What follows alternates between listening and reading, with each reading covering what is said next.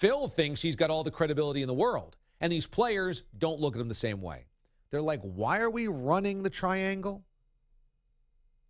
Why should we be doing this? Your first coach was Derek Fisher. Well, he's sleeping with a former player that he teammate's wife. Oh, now Kurt Rambis is our defensive coordinator. You signed Joakim Noah to that contract? You brought in Derrick Rose for what? What have you done?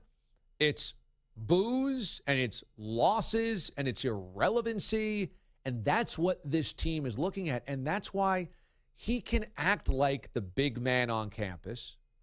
Phil can act like, wag your finger, no, no, no, you've got to make exit meetings, and if you don't, we'll think about trading you. It doesn't work, though, because Phil has no credibility within that organization from the players. From the players.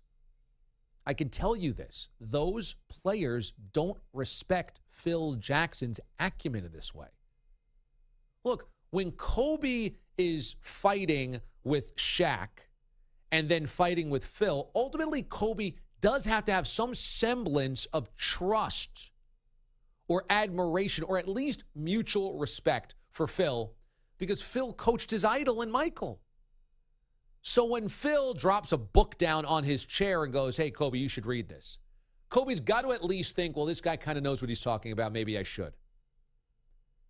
They had friction, but then Kobe came back after the rape trial, and they brought in Pau Gasol, and they won again, and Kobe had to listen to Phil.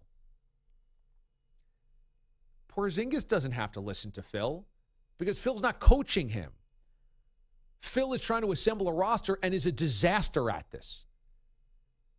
So if the Knicks trade Porzingis tonight, number one, they won't get anybody back in return that will equal him because they're looking for a draft pick. There's nobody in this draft that is as good as Porzingis is right now 2 years into his career. Number two, if they trade Porzingis, it's ridiculous because you know what? Here's a guy that should be the future of your franchise, and you're already, after year two, waging a public war with him, saying, hey, we're going to trade you. Number three, the Knicks can't win with Phil Jackson at the helm. They can't because of what I just said. They can't because Phil has no credibility within the organization from the players. And if every decision comes through him, what system we're going to run, what coach we're going to hire, what players we're going to draft, what free agents we're going to have, those players will never believe they're being put in position to win. They won't.